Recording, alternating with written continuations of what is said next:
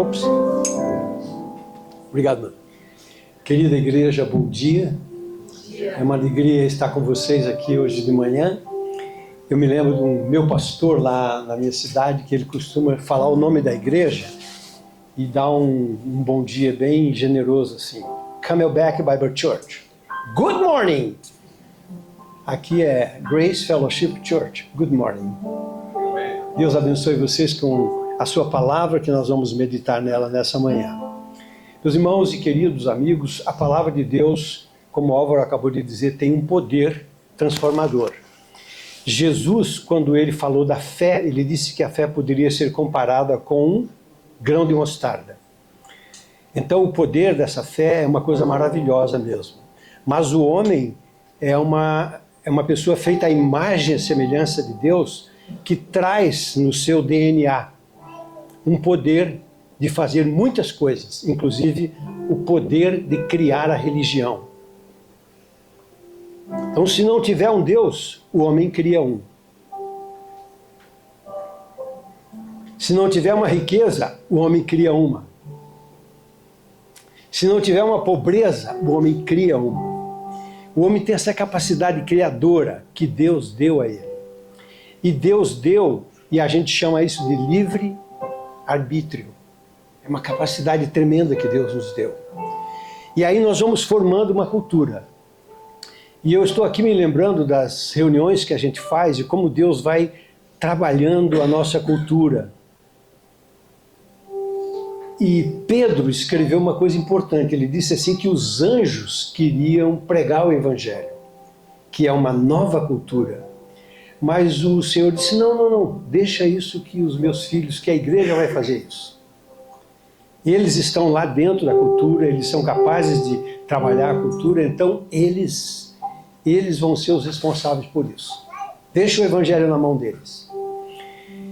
E na nossa última reunião de terça-feira, com um grupo de pessoas dessa igreja e de outros lugares, a reunião terminou com um texto que o Evandro leu do livro de Malaquias, no capítulo 3, que eu quero reler para vocês, que é dos versículos 16 a 18.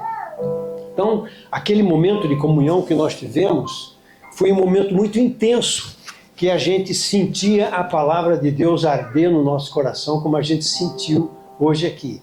Essa música que fala de Maria, foi lá no túmulo e viu, e daí chegou, não tinha mais Jesus, queria ir embora. Essa música parece que encheu a gente desse mesmo sabor, dessa mesma força, que é a palavra ardendo no nosso coração. A palavra chegando no nosso coração. E ela vem para o nosso coração e ela gera no nosso coração a fé. Essa fé é do tamanho de um grão de mostarda. Acho que a minha é metade do grão de mostarda. Mas Deus vai fazendo essa fé crescer. Então, olha só, esse texto de Malaquias diz assim: então, aqueles que temiam o Senhor, falaram uns com os outros, e o Senhor os ouviu com atenção. E diante dele se escreveu um memorial para os que temiam o Senhor, para os que honravam o seu nome. Naquele dia que preparei, eles serão meus, diz o Senhor dos Exércitos, minha propriedade exclusiva. Terei compaixão deles, como um homem tem compaixão de seu filho que o serve. Então vereis outra vez a diferença entre o justo e o mau, entre o que serve a Deus e o que não serve. Essa propriedade exclusiva de Deus que somos nós em Cristo começa a ter um valor cultural diferente. Esse valor se chama compaixão. Nós não somos naturalmente compassivos. Nós somos meio rolos compressores. A gente vai passando por cima. A gente é competitivo. As crianças são competitivas. E elas vêm da escola com ideias que elas aprenderam e a gente sente o quanto meu filho é competitivo, quanto ele é inteligente. É legal isso.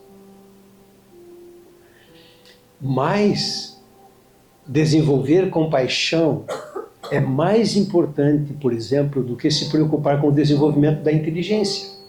A inteligência vai brotando. Quanto mais estímulo ela tiver, mais ela cresce. Agora, a compaixão a gente tem que ensinar. Como que você ensina a ser compassivo? Como que você ensina esperança? Como que você ensina fé? Então, a grande fonte é esse Espírito derramado de que Álvaro falou há pouco. Derramarei sobre vós o Espírito Santo e sereis minhas testemunhas. Vocês vão transparecer isso. Vocês vão deixar vazar esse negócio no coração de vocês e esse povo vai entender que há uma coisa diferente. E o Francisco de Assis dizia o seguinte: preguem o Evangelho. Se precisar, usem as palavras. Então vocês vejam o poder que o Evangelho tem. O Evangelho vai exalando essa grandeza na vida da gente, na família da gente, e vai nos transformando. Então eu agradeço a Deus pelo Evandro, que fechou aquela reunião de terça-feira com esse texto.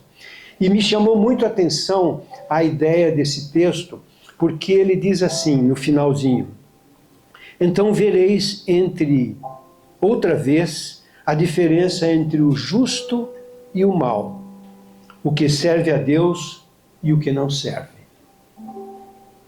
Então aconteceu uma coisa, eu vou contar aqui uma coisa que aconteceu naquela reunião de segunda-feira. Uma pessoa, um irmão nosso, saiu com um cálice na direção de uma porta de vidro. E ele não viu a porta e o cálice se antecipou e quebrou. Foi aquele plá. Rapidamente alguém foi ali, provavelmente o hospedeiro, o dono da casa, e limpou aqueles cacos que caíram no chão. Ninguém fotografou isso. Mas esse gesto de serviço é muito interessante. O dono da casa tomou essa iniciativa.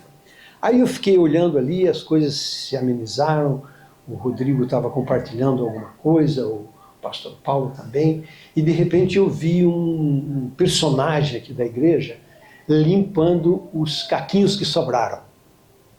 Quem que vocês adivinham que era? Era alguém dessa igreja aqui. Hã? Pastoral. Então ele pegou a vassoura, foi lá e limpou aqueles caquinhos que sobraram. Isso é uma expressão de serviço. Não precisava fazer aquilo. Tecnicamente, vamos dizer assim. Alguém ia terminar o serviço. Isso se parece muito com aquilo que Pedro queria que Jesus fizesse com ele. Senhor, não quero que laves os meus pés, mas que me lave por inteiro. E Jesus disse: não, Pedro, não é assim. Deixa-me lavar os teus pés. Então esse ato generoso de serviço é uma coisa que engrandece a gente. Mas é anônimo. É escondido. E isso é o poder do serviço amoroso.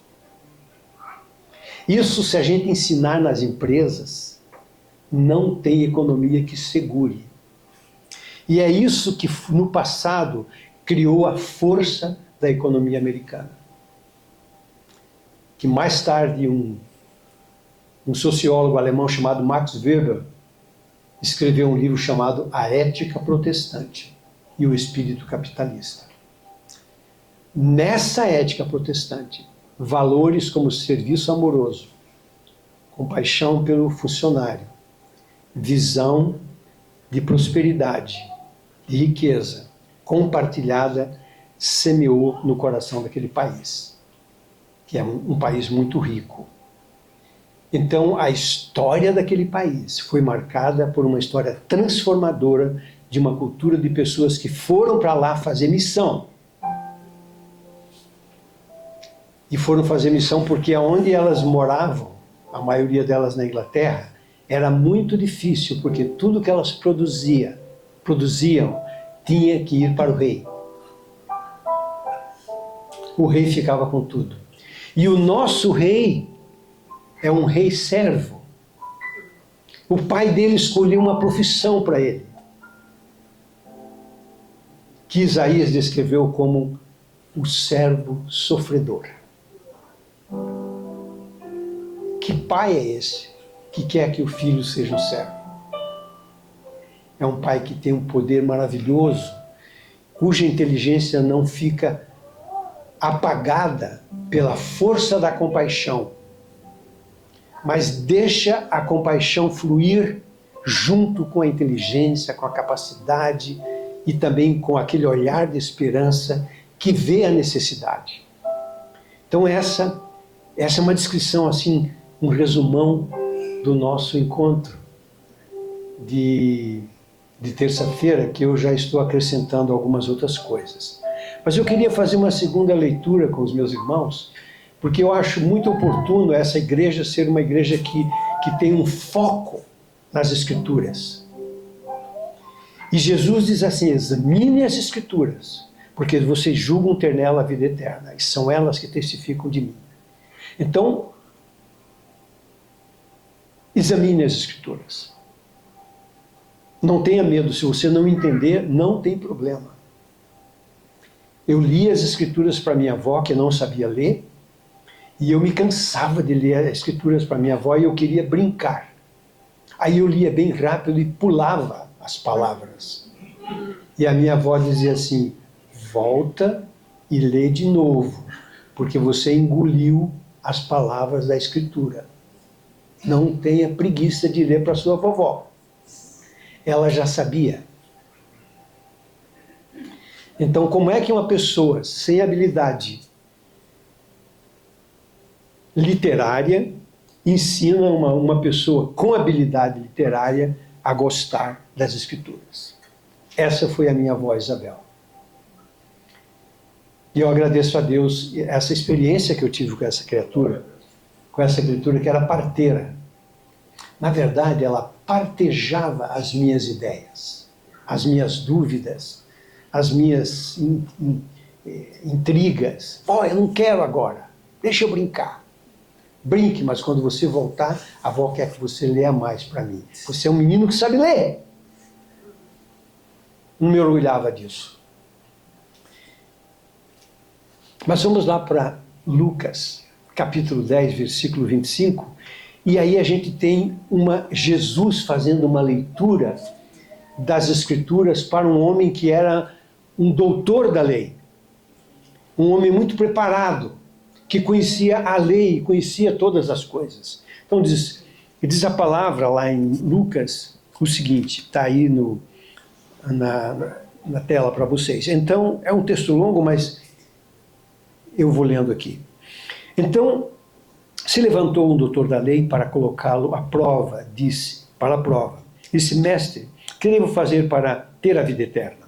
Interessante como a nossa ousadia, a nossa capacidade relacional é tão interessante que o cara chega diante de Jesus, ele não sabia que Jesus era Deus ou sabia? E coloca Jesus à prova. A gente coloca Deus à prova todo dia. A gente não é bem o doutor da lei, mas mesmo sendo, a gente tem essa liberdade. E Deus permite isso. Pode vir, filho. Venha como doutor da lei, venha como um PhD da lei, venha com todos os méritos da lei que você tem, do saber. Venha, eu te recebo. Porque alguém cantou aqui, alguém disse aqui também hoje cedo, que o meu jugo é suave e o meu fardo é leve. Aí ele continua. Jesus lhe perguntou, aliás, o mestre disse, que devo fazer para ter a vida eterna? Jesus lhe perguntou, o que está escrito na lei? Como lês? Dizem que pedagogicamente a gente nunca deve responder uma pergunta com uma pergunta. Mas como o mestre da vida conhece tudo sobre o coração humano, ele toma essa liberdade de violar esse princípio e diz, o que está escrito na lei? Como lês? Lês mal, como dizia minha avó? Ou tem que ler tudo para que eu entenda? E ele respondeu, amarás o Senhor teu Deus de todo o coração, com toda a tua alma, com todas as tuas forças e com todo o entendimento, e o próximo como a ti mesmo. Disse-lhe Jesus: respondeste bem, faze isto e viverás. Tipo assim, o diálogo vai terminar por aqui. Ele, porém, perguntou, justificando-se. Ele, querendo justificar-se, perguntou a Jesus: e quem é o meu próximo? E Jesus lhe respondeu. Aí Jesus usa essa criatividade cultural para criar uma coisa chamada parábola. Aliás, as parábolas eram uma invenção dos rabis, que se um rabi conseguia assim, 3 parábolas durante toda a sua vida, isso era uma coisa, era um sucesso tremendo, porque a parábola tem uma função educacional tremenda. E de Jesus brotavam as parábolas. E ele diz assim, para esse homem: um homem descia de Jerusalém a Jericó e caiu na mão de assaltantes, que o roubaram e depois de espancá-lo, foram embora, deixando-o quase morto. Por acaso, um sacerdote descia pelo mesmo caminho e, vendo, passou longe. De igual modo, também um levita chegou àquele lugar. Quando viu, passou longe. Mas um samaritano que ia de viagem aproximou-se, vendo, encheu-se de compaixão. E chegou perto dele, enfaixou suas feridas, aplicando-lhes o azeite e o vinho. E pondo sobre a sua própria montaria, levou-o para uma hospedaria e cuidou dele. No dia seguinte, pegou 2 denários, entregou ao hospedeiro e disse: cuida dele. Quando voltar, te pagarei tudo o que gastaste a mais. Qual desses 3 te parece ter sido o próximo do que caiu nas mãos dos assaltantes? E o doutor da lei respondeu: aquele que teve misericórdia dele. Então Jesus disse: vai e faz o mesmo. Os entendidos nas Escrituras dizem que essa parábola é autoexplicativa. Tão simples, tão tremenda, que no finalzinho Jesus faz uma perguntinha assim de literatura para ele: quem dos 3 você acha que é o próximo do outro? Que resposta faço? O que usou de misericórdia. Misericórdia faz uma interface com a compaixão. E a palavra misericórdia é a mesma palavra em hebraico usada para o espaço onde uma criança é gerada. Ali, essa criança recebeu um sêmen, a mãe recebeu um sêmen, aquilo se potencializou com um ovo e criou uma criança, que é protegida nesse ventre. Então a misericórdia tem essa capacidade de receber e saber o que fazer com o que recebe. Então ela transforma o que ela recebeu num novo ser. Bendita és tu entre as mulheres, o anjo falou para... Ou foi o anjo que falou? Bendita. Porque tu recebes pela fé alguma coisa que vai gerar em você alguém que vai ser chamado Jesus, o Salvador do teu povo. Olha que coisa tremenda. Ora, o que essa misericórdia faz? Ela protege esse ventre. Ela protege, é como se passasse assim da teoria para a prática. Ela protege e essa criaturinha vai se desenvolvendo, vai se desenvolvendo, vai se desenvolvendo. E a fé, gente, é que nem o estado de gravidez. Tem um momento que você não vê a barriga, mas já tem a prescrição de que a pessoa está grávida. Todo mundo crê nisso, a gente começa a festejar já. Aí já tem chá de bebê, já tem festa em casa. Não é uma coisa tremenda isso? A gente não vê a criaturinha. Os médicos vão lá e veem isso, já ficam todos animados e cobram caro para a gente ver pela ótica deles. Não é maravilhoso isso? E a coisa vai crescendo, vai crescendo, vai crescendo. E chega uma hora que ninguém pode duvidar que aquela criatura está grávida. Assim é a fé na nossa vida. É uma semente que vai crescendo, e ela vai transformando a nossa anatomia social. Assim como a mulher vai sendo transformada na sua anatomia física. A fé vai fazendo isso, vai fazendo isso, vai fazendo isso, vai fazendo isso. E aí vai criando uma esperança, vai criando um negócio que essa criatura tem que nascer. E às vezes a criatura nasce antes do tempo. A nossa criatura, sabe, é uma coisa tremenda. A fé é assim, esse impulso dentro da gente que vai mudando a nossa cultura, vai mudando a nossa forma. E quando muda essa forma, chega uma hora que essa forma tem um limite e não aguenta mais, daí nasce uma criança. E Jesus diz que a alegria da mãe é ver essa criança nascer.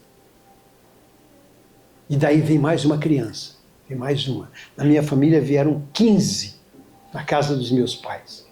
Os 3 primeiros morreram precocemente, mas os meus pais foram muito resilientes e fortes para a segunda tentativa, a terceira tentativa, e aqui estou eu, como uma das tentativas. Olha que interessante. Então a fé é essa coisa. Essa é uma ideia que o Erich Fromm teve. Ele explicando o desenvolvimento da psicologia humana, ele disse que a fé é isso. É como um estado de gravidez. Você não vê, mas você sabe que ela está lá dentro. E depois ela gera alguma coisa e ela, pela compaixão, ela põe para fora. E aí você começa a criar uma outra criatura que vai também ter o mesmo senso de compaixão, de misericórdia, de inteligência, etc. E esse era o trabalho das mães judias, inclusive foi o trabalho de Maria, que educou uma criança chamada Jesus. Sabe o que é isso? Educar Jesus? E lá em Lucas 2,52, diz assim que ele crescia em sabedoria, fisicamente, em graça diante de Deus, em graça diante dos homens. E Maria ficava observando todas essas coisas e guardando isso no seu coração. Parece que Maria ia crescendo junto com Jesus. Por isso que a própria fé religiosa dá a Maria um caráter de mãe de Deus.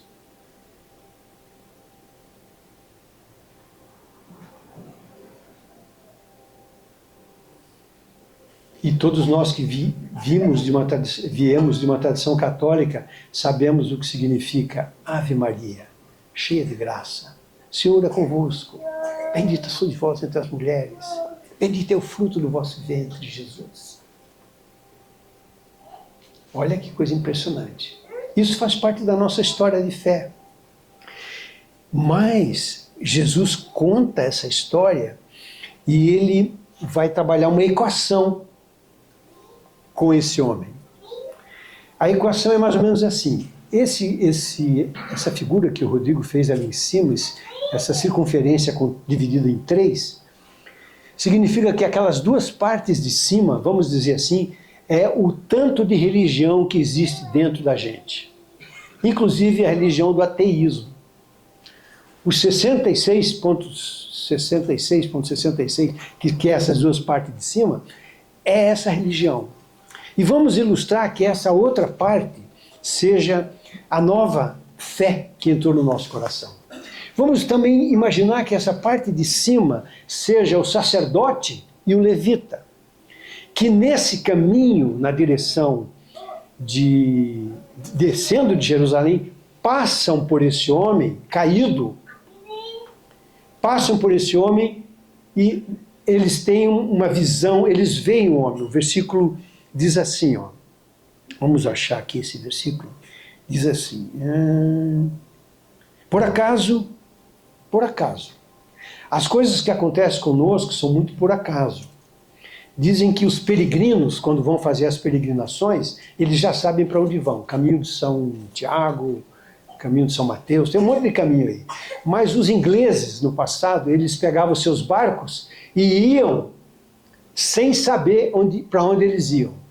E deixava que o barco fosse à mercê dos ventos, porque eles entendiam que Deus poderia guiá-los para algum lugar. Olha que exercício de velejo maravilhoso. Aqui, então, esse homem passa por acaso e diz o seguinte: descia pelo mesmo caminho um sacerdote e vendo-o passou de largo. Então é o seguinte, o olhar precisa ser um olhar de esperança, senão eu vejo e passo de largo. É assim que a religião me educa, é assim que a cultura me educa. E essa cultura tem um elemento na sua base, um cimento, que é o sincretismo. Sincretismo é uma palavra técnica usada em sociologia e antropologia para aquela mistura religiosa que está dentro do nosso coração. Por exemplo, o Brasil é um país que recebeu muitos escravos, muitas pessoas que vieram como escravos da África. E eles tinham uma religião original, uma religião que acreditava nos espíritos. E aqui eles foram educados pelos jesuítas para uma religião mais racional, e eles juntaram as duas coisas, o poder da religião original com o poder da nova religião que eles receberam. E se você visitar a cidade de Quito, no Equador, você vai ver que essa cidade tem um acervo religioso maravilhoso, que é patrimônio mundial. Atrás das grandes catedrais de Quito, tinham oficinas onde os jesuítas preparavam os índios para serem artistas com eles, para decorar as grandes catedrais. E durante o processo de ensino de carpintaria, esses índios eram discipulados na fé cristã. Aí chegam os escravos, um outro grupo de pessoas que tem uma categoria que não tem a mesma chance dos indígenas, que vão pegar no pesado, vão pegar madeira, vão puxar madeira, não vão aprender nada de marcenaria. Mas eles têm uma força aqui dentro de si e com isso eles mesclam a religião que eles estão aprendendo com a religião que eles têm. E essa mistura é uma mistura que nos leva para um conceito muito claro hoje, acho que é o seguinte, Rodrigo, que é isso aqui. Todos nós que estudamos administração, que trabalhamos em empresas, que fazemos política, sabemos o que é hierarquia. Hierarquia é o seguinte, eu estou no topo da pirâmide, eu sou o dono do negócio aqui, irmão. Tu vai trabalhar comigo agora. Vou te ensinar algumas coisas. Para você circular bem, a gente vender bem, tu tem que entender que tem uma hierarquia. Na hora que a gente falar assim, tem que ser assim, não dá para ser de outro jeito. Não venha com o teu jeito aqui. Aí ele aprende. Você vai num quartel, o quartel é o símbolo por excelência da hierarquia. Você vai no hospital, o hospital é o símbolo por excelência da hierarquia. Qual é a palavra final que você quer ouvir no hospital? A palavra do médico, do doutor. A enfermeira faz tudo. E ela tem uma palavra final também. Mas ela diz, eu vou chamar o doutor. E o doutor vem aqui e o doutor dá a última palavra. Isso é o sentido da hierarquia que a gente conhece. E os sacerdotes e os levitas eram empoderados por essa hierarquia. Então ele passa, ele era educado para ter compaixão, mas ele passa e ele sente. Um homem caído não dá. Aí vem o levita, versículo seguinte. De igual modo, também um levita chegou àquele lugar e quando viu, passou longe. Não quero me contaminar com esse tipo de problema. Aliás, essa era a expressão mesmo, era uma contaminação religiosa. Se um sacerdote fosse tocar naquele homem, ele ia ficar alguns dias, de acordo com a lei, sem poder ministrar na sua comunidade. Porque ele estava contaminado com alguém que ou estava morto, ou que foi abatido, como era o caso daquele homem caído. Então, para preservar a minha identidade religiosa, eu prefiro passar de longe disso aqui. Ou seja, eu prefiro evitar o serviço de cuidar dessa pessoa. Aí vem um terceiro personagem. Um samaritano que ia de viagem, provavelmente ele ia para Jerusalém, provavelmente. Aproximou-se para ver o que era aquilo. Esse cara devia ser brasileiro. Curioso que só ele. Aproximou-se para ver o que era aquilo. E daí diz assim, olha, vai contando nos dedos as coisas que ele faz. Primeiro, ele aproximou-se. Segundo, ele viu melhor. Ele devia ter algum tipo de miopia, que nem eu, que tem que chegar para perto para ver. Então, vamos ver como é que é isso. Ele foi lá e viu, cara. Então, duas coisas. Primeiro, ele fez isso. Terceira coisa, ele encheu-se de compaixão. Como é que a gente se enche de compaixão? Os outros dois se encheram do quê?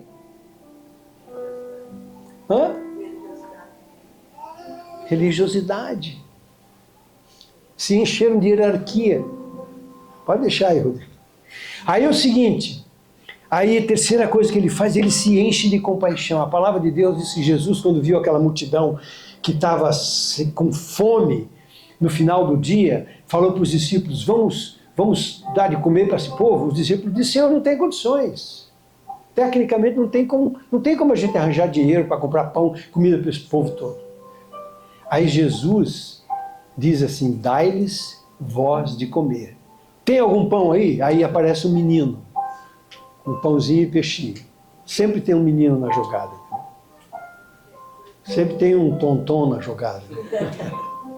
Aí esse menino entrega para Jesus. Olha que menino generoso. Semana passada eu visitei uma aldeia Guarani e tem um pé de mimosa muito lindo, assim, com montes de mimosa e ninguém tira aquelas mimosas. Eu falei, por que vocês não chupam essa mimosa? Não, porque é muito azeda.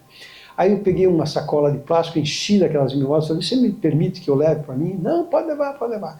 E um menininho pegou uma mimosa daquelas e começou a descascar a mimosa e eu fui pedir um pedaço da mimosa para ele. Estendi a mão para ele, ele passou a mimosa para outra mão e estendeu a mão para mim. Não é lindo isso? Então esses são os gestos incontroláveis da beleza de uma criança. E o Senhor Deus transforma nós como crianças. E a gente começa a perceber isso. Então observe que ele se enche de compaixão. E eu oro para que Jesus eduque todos nós a nos enchermos de compaixão. A compaixão não pode ser desperdiçada. Às vezes a gente se enche de compaixão e arrisca, mas não dá certo. Uma vez, quando eu cheguei na cidade que eu moro, eu queria fazer uma disciplina de amor. Então eu deixei a Eleusa lá no trabalho, parei o carro numa esquina e vi uma cafeteria, assim, um lugar assim, onde tinha venda de comida e tal, e um fluxo de pessoas andando por ali. Eu entrei e vi um senhor numa grama, assim, um homem caído ali. Aí eu fui na direção daquele homem ali, falando um inglês ainda macarrônico, e perguntei para ele, bom dia, você gostaria de tomar um café comigo, um breakfast? Ele disse, sim, gostaria. Falei, então me espera aí que eu já vim. Mas ele estava dormindo, envolvido em umas coisas lá. Daí eu fui pedir um café. Trouxe um negócio completo para ele, vim andando para ele. Quando eu cheguei perto dele, era a hora que os yuppies, aquela moçada que trabalha no mercado financeiro, naquela coisa, estava entrando e tal, aquela multidãozinha ali. Aí o rapaz ficou, acho que com vergonha de estar ali e de receber o meu café, que eu trouxe café, pão, tudo pronto, assim, um breakfast pro cara, e ele disse assim, sai daqui! Get out! Ficou bravo, cara. Ele acabou com a minha compaixão. Eu fiquei com aquela coisa na mão, assim, segurando, e aquelas pessoas passando, e aquela cena, o cara vociferando contra mim, e aquela moçada passando ali e tal. Eu falei, mas... Aí insisti com ele. Are you sure? Yes! Get out! Vai embora daqui! Aí eu fui, voltei para a cafeteria ali, sentei e comi a comida da pessoa. Está muito gostosa. Depois eu compartilhei isso com a pessoa um irmão que é o nosso CEO, que é o nosso, digamos assim, que coordena os trabalhos da gente. Ele disse, não, Cleide, você teve uma experiência cultural com o nosso país. Então se prepare para outras iguais ou diferentes dessa. Então tem isso também. Mas o que esse homem faz? Ele se aproxima, ele chega perto dele. Então vamos lá. Primeiro, ele se aproxima. Segundo, ele vê. Terceiro, ele se enche de compaixão. Quarto, ele chega perto dele.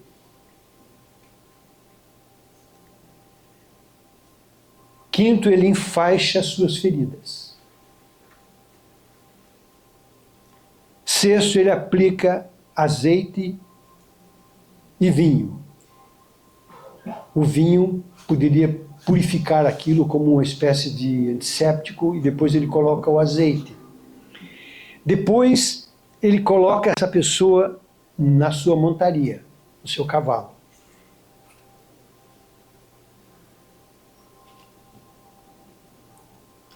Aí ele leva essa pessoa para uma hospedaria.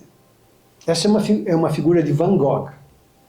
Quando Van Gogh estava assim, no final da vida dele, ali por 1870, etc., Van Gogh cria essa obra maravilhosa, que é esse homem cheio de força, a força da compaixão, colocando o caído em cima da sua montaria. Se você lê a história de Van Gogh, você fica com compaixão de Van Gogh. Mas você desfruta da genialidade artística desse cara, que ilustra essa parábola com essa cena. Aí, mas a coisa não para por aí. E ele cuida dele. Parece que ele tem, nesse ambiente, esse homem cuida dele. Viu? 8, 9 coisas ele já fez, por conta da compaixão e do serviço amoroso. E agora, no dia seguinte, ele põe a mão no bolso. E a gente pensa que nós só vamos ser compassivos se a gente tiver dinheiro no bolso. Claro, eu posso delegar. A hierarquia me permite fazer isso. Mas volte lá, Rodrigo, na outra pirâmide. Essa é a pirâmide da hierodolia. Doulos significa servo. É uma pirâmide invertida. É Jesus no capítulo 20 de Mateus dizendo o seguinte para os seus discípulos: aquele que quiser ser o maior entre vós, seja o que vos serve. E ele dá o exemplo. Então, essa revolução poderosa que a fé faz na nossa vida vai chegar mais dia, menos dia no teu coração. Então não se preocupe. Ah, mas eu não estou nessa pirâmide invertida. Eu não sou servo. E a gente que trabalha, eu trabalhei com educação há muito tempo, e eu agradeço de ter ouvido o João Neto fazer uma descrição sumária de marketing e do poder do marketing na nossa última reunião, e me lembrei dos meus tempos que eu dava aula também nessa área de planejamento, estratégia, essas coisas todas. Então, quando a gente está numa posição daquela, a gente é o mestre. Mas tem alunos que são melhores do que a gente. E eles nos colocam à prova. E a gente tem que ter a humildade de saber interagir com esses alunos. E essa é uma revolução que Deus vai criando no nosso coração. Então, por exemplo, eu me lembro que nessa época que eu trabalhava dando aulas, eu dizia, eu nunca dava 10 para ninguém. O cara tirava 9,5, 9,80, 9,90. Mas 10 não dava para tirar. Até um dia que Jesus falou para mim assim, Cleiton, eu dou 10 para você. Distribui 10 para os outros. Fala, dá 10 para eles. De graça recebeste, de graça dai. Faz isso, cara. Então, queridos, para resumir essa história, eu queria fazer uma última leitura das Escrituras e terminar esse momento com vocês. E dizer que Pedro, o pescador, aprendeu tanto com a sua fé, com os seus relacionamentos, que ele escreve no capítulo 1 de 2 Pedro, uma descrição que é como se fosse uma escada de coisas que a gente pode acrescentar à nossa fé. Então veja, a fé, ela não é um elemento estático. Tipo assim, eu tenho fé. A fé precisa crescer. A fé precisa de adição de coisas. E Pedro diz assim, seu divino poder nos tem dado tudo que diz respeito à vida e à piedade. Então, é uma cultura nova que está entrando dentro da gente e que vai nos reciclando, e a gente precisa disso. Por isso que a gente vai melhorando a cada dia na fé. E daí a gente dá umas deslizadas e fica meio preocupado. Aí a gente experimenta o poder do amor que nos atrai e o poder do perdão que nos eleva. Então, o amor me atrai, o perdão me eleva. O amor me atrai, o perdão me eleva. A minha relação lá em casa, o perdão, o amor da minha esposa me atrai, o perdão da minha esposa me eleva. O amor do meu marido me atrai, o perdão do meu marido me eleva. São essas relações que vão crescendo revolucionariamente aqui na gente. E isso mexe com as emoções da gente. Aí você era um machão, durão e tal, de repente você chora. Aquela música que nós choramos ali, que chorou. Sabe? Chora. Jesus chorou sobre Jerusalém. Quando ele imaginou aquela cidade de Jerusalém, que matas os profetas e aqueles que te são enviados. Quantas vezes que quis cuidar de vocês, e vocês, como uma galinha, se coloca sobre os pintainhos, mas vocês não quiseram. E João, primeiro diz assim, veio para o que eram seus, mas os seus não receberam.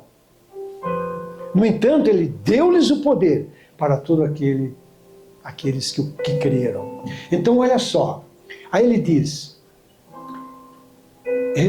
respeito à vida e à piedade, pelo pleno conhecimento daquele que nos chamou para a sua própria glória e virtude. Essa palavra virtude também pode ser bondade. Seguinte, pelas quais ele nos deu suas preciosas e mais sublimes promessas. A promessa, gente, que nós temos na vida é o seguinte, é aquilo, Rodrigo, da equação de Pascal lá, entendeu? Que é um senso de futuro, que eu começo a ter senso de futuro. Então, a promessa de Deus é potencializada, cheia de futuro, e ela vai nos alimentando, para que por meio delas os torneis participantes da natureza divina. Ah, que troço legal esse! Participantes da compaixão, participantes do poder que transforma, participantes da oração que cura, tendo escapado da corrupção que há no mundo por causa da cobiça. Marcos capítulo 15, versículo 14, eu acho, diz assim, que Pilatos, quando viu Jesus, Jesus chegou, Jesus uma personalidade maravilhosa, chega todo quebrado, todo ferido, e agora Pilatos diz assim, agora nós vamos decidir vamos perguntar para a multidão o que ela quer. A multidão culturalmente já sabia, ela queria ver sangue, queria excluir Jesus e soltar Barrabás. Aí Pilatos diz assim, Pilatos sabendo que eles o prenderam por inveja. Olha como a inveja tem poder na vida da gente. A cobiça também. Mas vamos em frente. Por isso mesmo, empregando todo o vosso esforço, acrescentai bondade à vossa fé. Então aqui, eu começo a acrescentar coisas à minha fé. Conhecimento à virtude. Domínio próprio, moderação ao conhecimento. Perseverança ao domínio próprio. Piedade à perseverança. E fraternidade à piedade. E o amor à fraternidade. Aí, finalmente, pois se essas coisas existirem e aumentarem em vós, significa que elas estão potencialmente na gente, que nem aquele estado de gravidez. Só que essa não é uma gravidez de 9 meses, entendeu? Demora. No meu caso, acho que eu estou no mês 2 ainda. Porque essa coisa vai crescendo.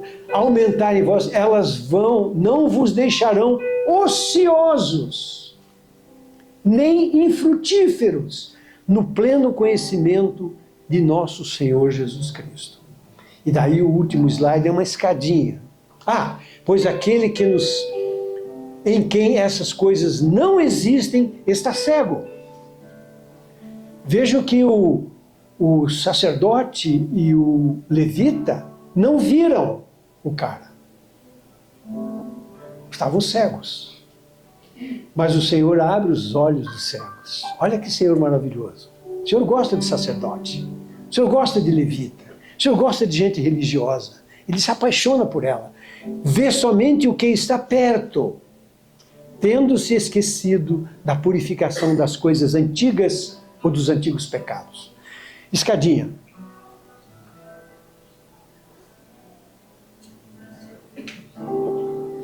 Então a escada é assim, começa com essa fé que entrou no nosso coração.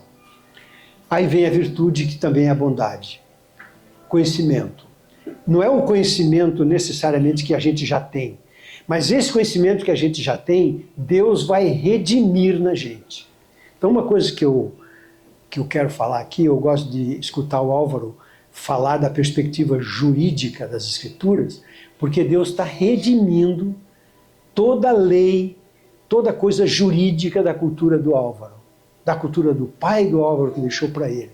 Essas coisas vão ficando na gente. Gente, Deus não quer estragar a cultura da gente, não. Ele quer redimir a cultura da gente. Então, se você é um bom marceneiro, você vai ser um marceneiro que nem Jesus.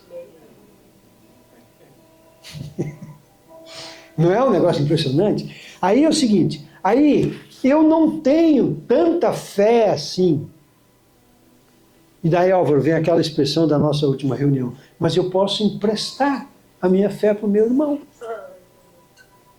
Quer um pouquinho da minha fé? É sim, mais ou menos. Quando a gente busca o apoio do outro, porque a gente é o corpo de Cristo, então essa fé vai crescendo, ela dispara isso. E aí você tem que compartilhar a sua fé tal como o bom samaritano. A fé abre os olhos para o amor que serve. Então essa é uma gotinha, digamos assim, de como essa palavra de Deus é maravilhosa.